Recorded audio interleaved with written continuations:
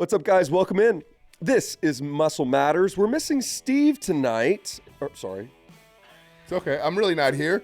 Don't worry. I am missing. I'm missing a couple screws. Where is But not Tom? so much in person, but the screws are missing. Wow, we would have never believed this. We're on Spotify, we're on Apple, we're on Google. Go out there and listen to us. So we're excited about it. We're glad you're excited about it too. We're recording this at 7 p.m. We're both business owners. It's the end of a long day, and we need more Covenant coffee in our system. Just a reminder, This show is sponsored by Covenant Coffee. It's Hope in a Cup. One thing I really like about Covenant Coffee is that they employ foster youth to provide a brighter future, awesome working opportunities, and on-the-job training to hopefully, and I don't say hopefully, they have a great track record of breaking those generational curses, getting these kids plugged in into society, into careers, and it all starts with getting them out of the system. So, guys, if you want to learn more about them, go to, I believe it's covenantcoffee.org, and you can actually follow a lot of these stories. They do a great job of posting testimonials that follow that same vein, so you can be always plugged into where your money's going and what it's supporting through their organization. Without further ado, Steve, I think we wanted to talk a little bit about when to hang up the cleats, the proverbial cleats, not like, it doesn't always have to be the cleats, doesn't always have to be the sports, but when you know it's time to stop. When you know that you know that you know that you know? Yeah, that you know? You. There have been like a lot of handfuls of like things that stand out to me, big things. I just knew that season of my life was done. It was cooked, man.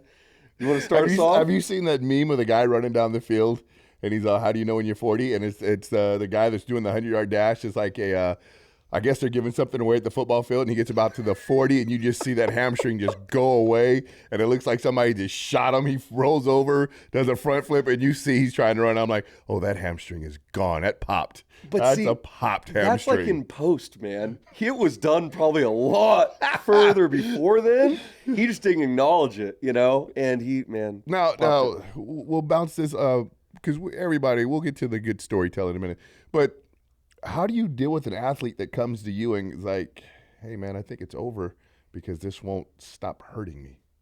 Oh, so you're talking about like the body. Like something like this hamstring's been bugging for a while. What is something you would tell somebody that... Thankfully, I've not been put in that situation where I felt like I had to be that voice. But even if I was, man, I don't know that you can have that conversation with an athlete. Because think about it. The whole reason they're an athlete to begin with is they're ultra competitive. They're wired a little bit differently, right? If they're at that stage in the career where you're talking about it, things with that kind of gravity, they probably put so many countless hours, years, weeks, into their craft. Who am I to tell them when it's time? It's my job to, in my opinion, I think it's better to get them start thinking about life after sports, whenever that is. But they got to be the ones to ultimately come to that conclusion. Well, a lot of times with the NFL, you see a lot of these athletes, they're not done. The NFL's just done with them. The NBA's just done with them. You look at... Not for long league. You look at a gentleman like Terrell Owens. He's over there playing in arena football. Yeah. And dominating. Still, what is Terrell now, 44, 45? Yeah, amazing. And that's just, have you ever watched, what is that linebacker from the Steelers? Is it Harrison? James Harrison? Yes. Have you ever watched his IG? Oh, yeah. Doing dips with like 6 plates. Yeah. That is a different man, and he's pushing 40. I know. That is a different, and it just goes to tell you that those are high-end athletes. That's just, you and I can joke about college careers, chasing an NFL pro days and all that stuff, but these guys are Hall of Famers. That is just there's making it to the league, there's playing in the league, there's being a superstar in the league, and then there's Hall of Fame. Yeah. It's just a whole different level of abilities for each person. And a lot of it comes down to mentality. And so that falls back to how do you tell somebody it's over?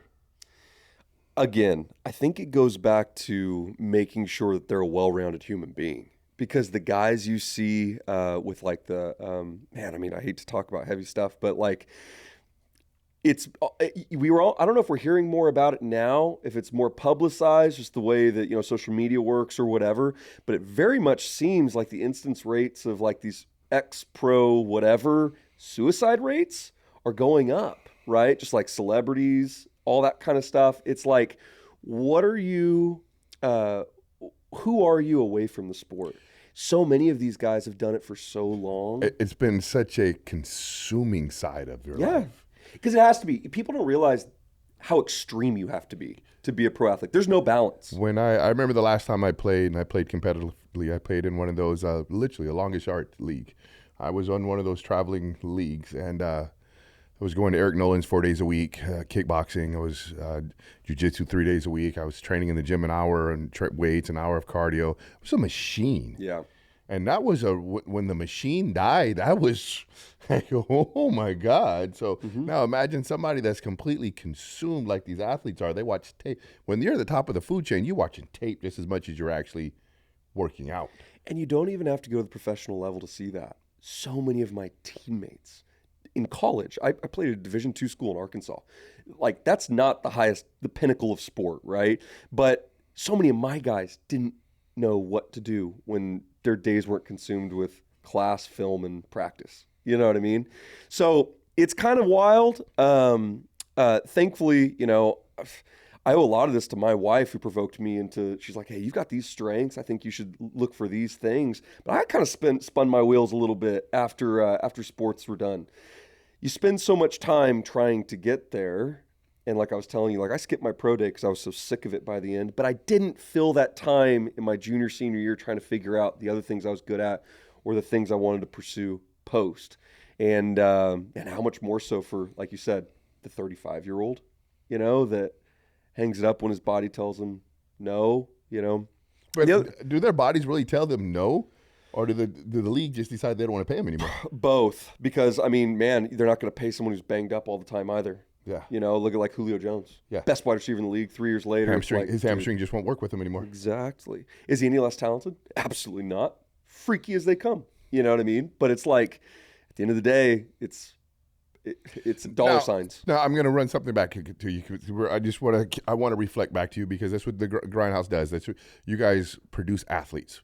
So you look at most of these athletes, they're not allowed to train outside of the facility. They're not allowed to visit doctors outside of the facility doctors. Yeah, we talked about that last week. And these doctors only have one goal in mind, not for you to be healthy, but to get you back on the field. How much do you think the injuries that these players have are from a rush to get them back onto the field versus taking the time to make sure they're fully healed? Like if you have a kid that comes in and he's injured, is it a rush to get him out or is it a rush to get him better? Okay, that's a great question, but we got to back up a little bit. Not all sports docs and not all organizations are built the same way.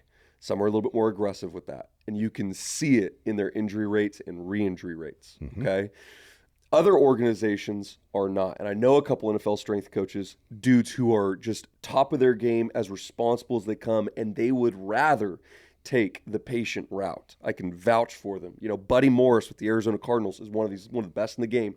And, man, he's rehabbing freaking Kyler Murray's ACL right now. Okay. That guy might be back sooner than they say. But if it takes longer, there's relationship behind that, and there's a responsibility to those players to make sure that, hey, they could get a second contract or a third one or extend that career, right? Because they're looking at the long game, and when there's relationship built in, man, I mean, like... But how hard is it to go against your boss? That's what I'm saying. It's organizational, right? When the boss is like, hey, I'm paying this guy a couple mil. I need my horseback on the field. I think the NFLPA, I can only speak for the NFL. I watch a little bit of NBA. I don't watch any MLB. I have to watch certain sports to be familiar with how to train my athletes. But the only one that I watch recreationally consistently would be the NFL. I do know that the NFLPA stands for the players, and there's a lot of what do you call that? Their organizations would be wise, especially with the way the internet is and all that stuff, to do right by their players because a lot of that stuff gets leaked. I mean, that's where the majority of the offseason drama goes. I think it's a lot more player friendly now. It's just simply because of social media. 1,000%. What's the running back for the Colts? What's his name? JT. Jonathan Yeah, Taylor. he's about to come back. But wasn't it a lot of he said, she said? I still don't think he's coming back. Man. I think they're going to let him off the list to slow play because he's going to – the kid hasn't played since last year. And they're saying he's good to go. Yes. You know what I mean? Yes. So, yeah, man, it's a wacky thing. I can't speak to it with absolute certainty. I've just known a lot of pros. I know guys currently in organizations. And from what I understand, not every organization is cut from the same cloth. Some of them are super aggressive and not the most responsible. Others would, they'd rather like I'm a diehard Green Bay Packers fan. I grew up freaking watching Brett Favre and whatever. And so if I follow any football, it's the Packers. And they're like notorious. They make their own fans upset for not letting guys back. You know what I mean? Before it's time. But they're also the kind of organization that like they'd rather slow cook the entire process from start to finish. You know, they draft and develop. They're not signing big time free agents. So how would you tell one of the so saying that they're slow? You know, they let them heal.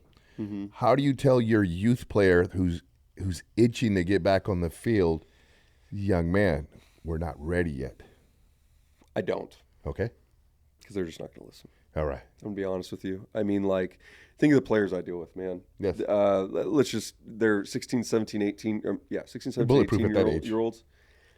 Literally, I know it's going to come down to I'll put a bug in their ear like, hey, we should really try to be patient, especially if it's something it's easy to re-aggravate, like we were talking about hamstrings, calves. Because once you injure the hamstring in season, it's oh my gosh, it'll pop back up eventually. It's not it never heals in season. Yeah, so I'm like, hey man, I always start with do with this information what you will, but I think you should give it another 2 weeks. You know, it's like, hey, you could go today, you totally could, but is it worth being out for the next 3-4 months?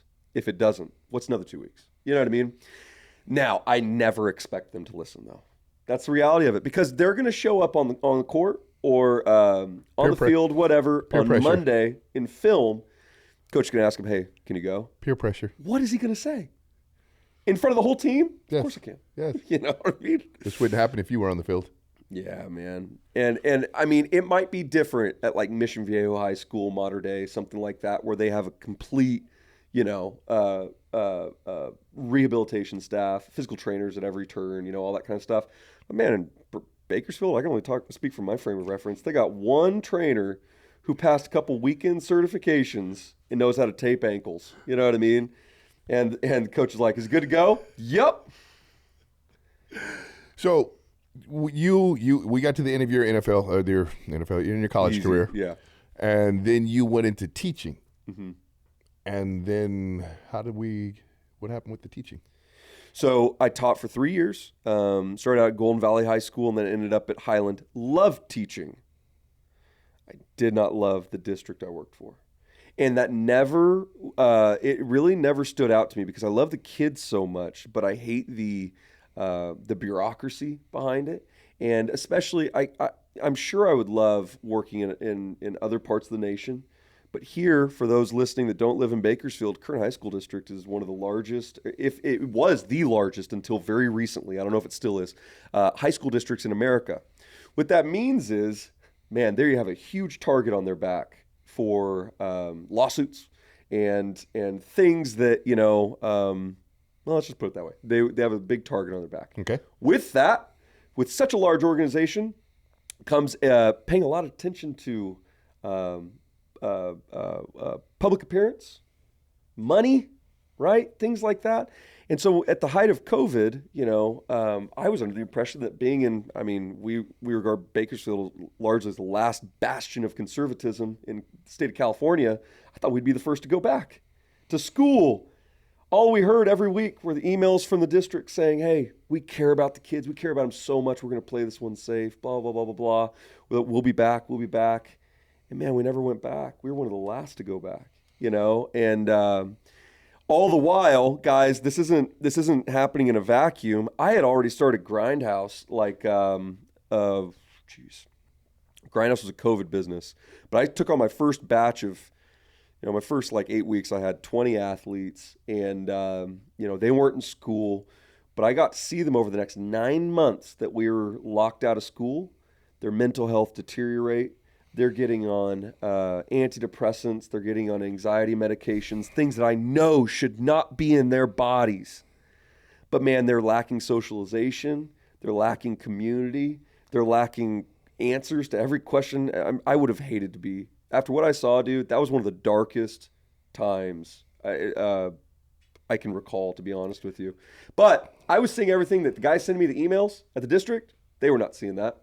By the end of, by the time we went back to school, I was seeing 90 to 100 kids in my gym every single day.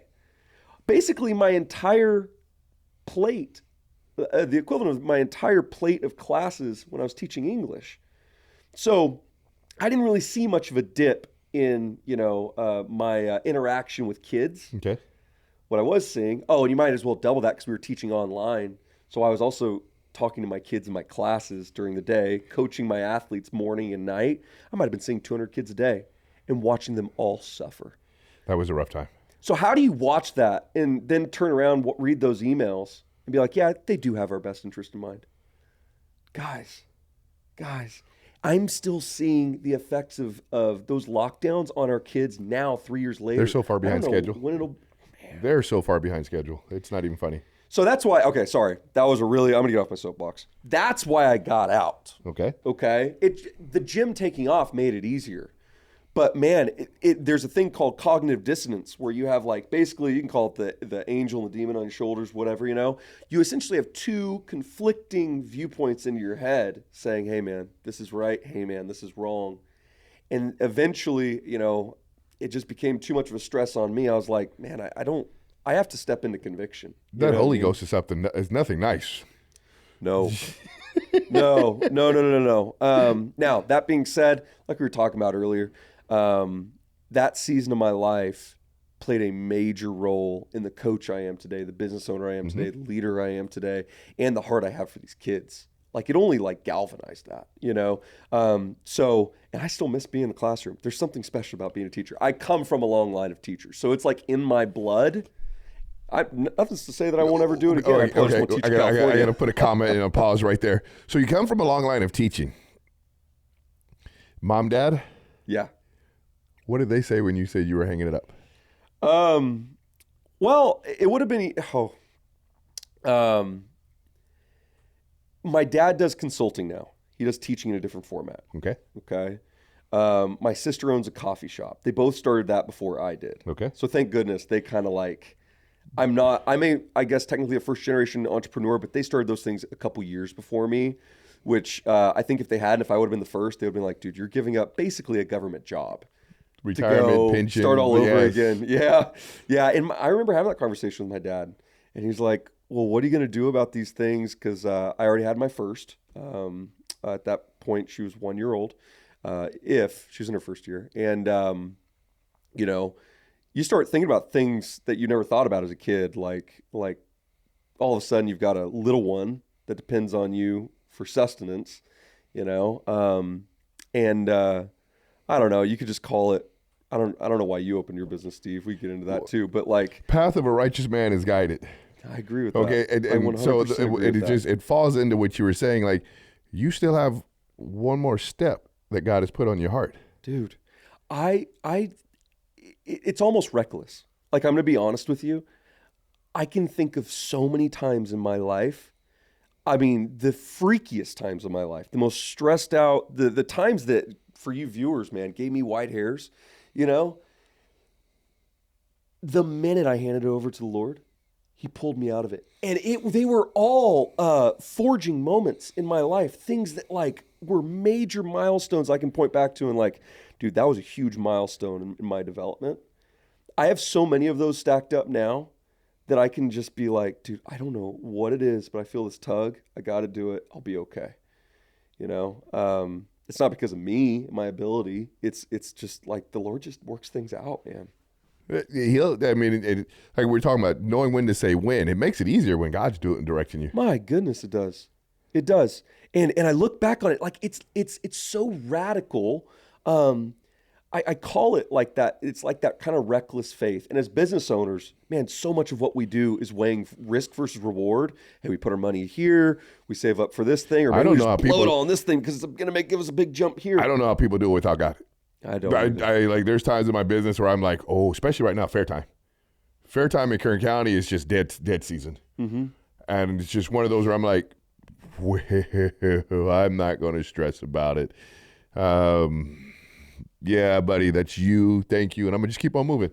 Come on. I don't know how people run business, especially like smaller first generation businesses like we have without God. I heard, I was at a conference this weekend with about 30 other gym owners, and we're in like this mastermind type deal. And I was talking to a lot of these guys, and so many of them, you know, I almost like was led to envy this. Like they had a dad who owned a something rather, you know, and so they kind of helped them get their finances in order. They helped them do all this stuff. They kind of let them know what to be aware of, you know, starting out. And I'm like, man, that must have been nice. And I immediately caught myself and I go, and I was probably Holy Spirit just telling me like, dude, if you would have had that, you probably would have placed more of your faith in mom or dad than me. You beat me to it. I was gonna say you do have a dad. Come on. You do have a dad. Come on, I do. I mean, when I remember when I walked away from my previous partner and trying to figure out what I was going to do, but I don't want to say too much, but it was against I couldn't do it because it was against my morality. Yeah. And I was like, I just can't do what you guys want to do. I just need to leave. And I had no clue what I was going to do. Wow.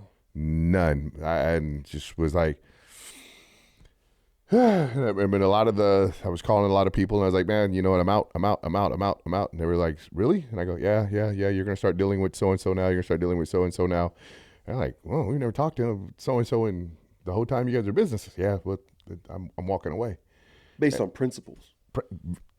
Principles, yes. They're like a compass. Yes. And universally, every one of them said, all right, we'll see you as soon as you get yours started. And I was like, no, I'm not doing that.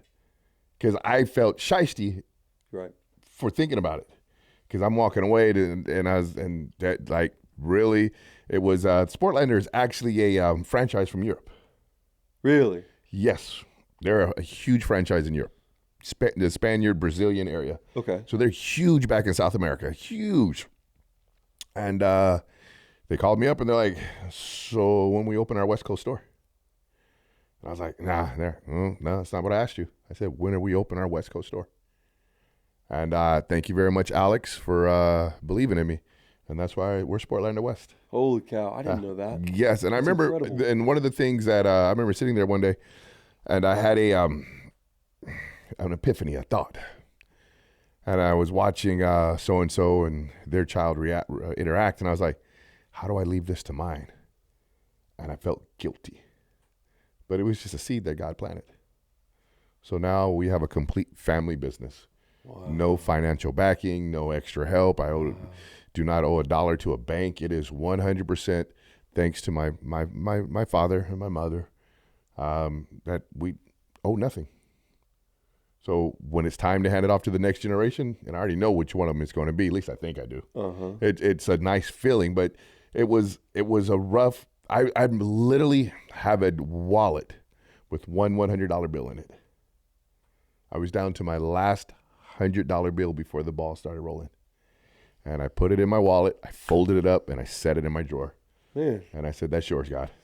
Tom is. He's not here, but he's with us in spirit.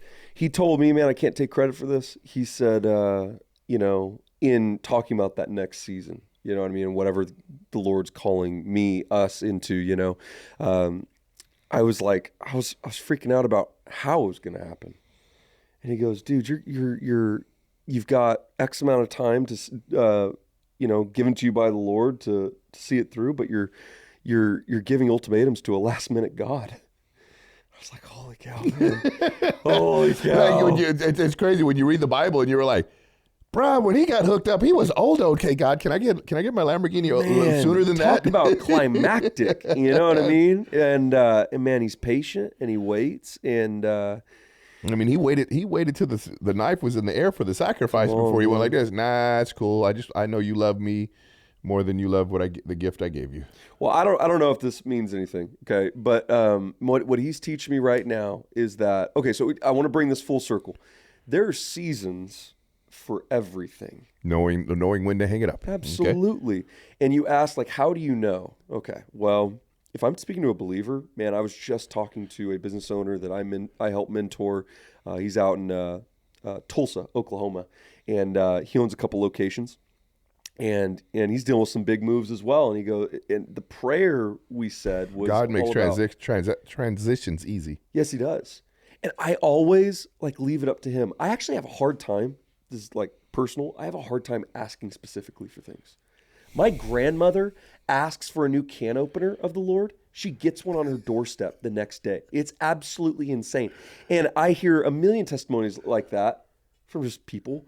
And I have the hardest thing asking the Lord for Lord, hey, you gave me the desires of my heart. This was my hard part to give to God because I had to hold it. Yeah, I had to be in control, and God was like, well, as soon as you let go, watch what happens.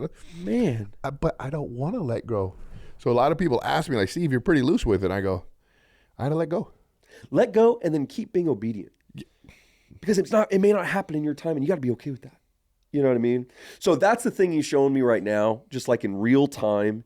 It's like, hey, the how's taken care of. It's signed, sealed, delivered. I just got to focus on being obedient. Because, man, I can't graduate to that next grade, right? If we want to talk about it in academic terms, I can't level up until this level's solid. You know what I mean? Can't build a house in sand. Come on, man. And so I don't know what's waiting for me in that next thing. But I know that if I'm not prepared spiritually, dude. No, I know what's waiting for you in the next one. We talked about that before. You've got acres waiting for you in the next one. Man, I don't know. Yeah. I do know. It's just wild. You see what you're dealing with here? Freaking head case. But that's what I always tell people. That's human nature. So if you ever have a situation where you're dealing with faith versus doubt, doubt is human nature. Faith is believing even when the doubt is present. So when the doubt is present, you still have to have faith that you can go through. Peter walking out on the water, he did great. I mean, it was funny, they broke it down to me. So they couldn't see Jesus, right? They couldn't make him out. And then they realized it was Jesus. So that means he was not close. So that means Peter had to go for a walk. Come on. So he went for a walk and got within arm's distance for God to be able to reach and grab him. So faith is being able to go through the situation even in the doubt, and when you doubt, he's going to be there to pull you out of the water. Absolutely, man. Absolutely. I think it's also really important too. You have to take an active, like a combative stance in your faith, taking thoughts captive that aren't from the Lord. So the biggest thing I tell my buddies, not a lot of people read their Bible anymore. You know what I mean? And I'm like, how can you test the spirits if you don't even know your Father? And so it's really easy. And guys, I'll be the first to admit, I am not 100%. I'm not batting 1,000 on this practice. But man, I mean, sometimes the simplest thing is just determining, my wife is the best about this. She's like, dude, do you think that thing you're complaining to me came from God? I'm like, no, that's not in his nature. She's like, then why are you letting it take your cookies? You know what I mean? So a lot of that overthinking, I think as men, we like to we're preparers, we're fixers, we're doers, we're controllers. Especially in this, the weightlifting game, the sports game. I mean, people ask me, Steve, do you bet? I go, I don't bet on anything I can't control. I don't control the outcome of that. I am not betting on something. I would bet on me. Before I would bet on anything else. Isn't that the draw of bodybuilding? It's you go as far as your will. You're in control. You can just be more, you can at any point just be more extreme and dial in your macros this much or do this much more cardio or whatever to get the physique you want.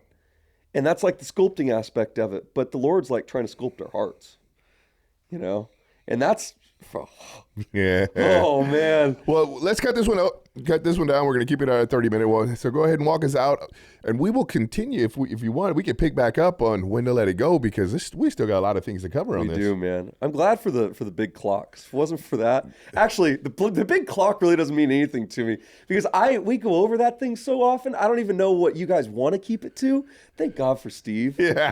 That he knows we're coming up on the 30-second mark. Why don't you wrap us up, bro? Well, thank you very much for tuning in to Muscle Matters. We would like for you to give us a follow, give us a like, give us a share. So when you watch these episodes, we really are dependent upon you liking the episode. It really helps us in the algorithms. We're really dependent upon you sharing the episodes. Once again, it helps us in the algorithm. We would really love to hear your feedback, so please leave a comment. Because a lot of times we do these shows and it's kind of we're not sure who we're talking to because nobody's talking back to us. So we would really greatly appreciate hearing something you say. Leave us a testimony. Give us something because we're going to do another episode on when to hang it up. Leave us a story that you have where you've done something and you know when to hang it up. Well, like the next one we'll talk about when my Achilles told me it was done. I thought I knew when to hang it up. My ego was like, no. My Achilles said, bruh, you're going to live for the rest of your life. Put a fork in it because it's done. So once again, we thank you very much for tuning in with Muscle Matters. Blake and I, thank you very much. And we'll see you next time.